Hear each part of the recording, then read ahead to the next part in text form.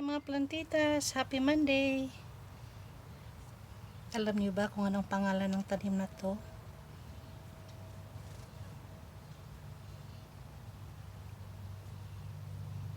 Ang ganda ng kanyang kulay.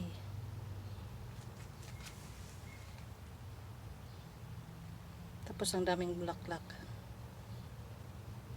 2 years ago bumili ako ng maliit na pot nito.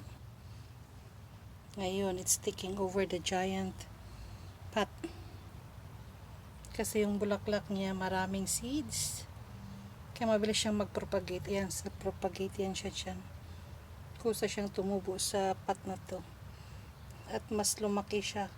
Kasi yung binili ko maliit lang. Pag ako ay bumibili ng mga tanim, yung mga maliliit lang binibili ko para mas yung may time siyang lumaki. Makikita mo ang kanyang progress. Mas maganda yung bumibili ka na hindi pa siya nagpupulaklak, yung maliit pa lang na tanim, para makikita mo ang progress at ang kanyang development. Hindi ba ang ganda? Thank you all for watching, lovelies. I hope you like this video.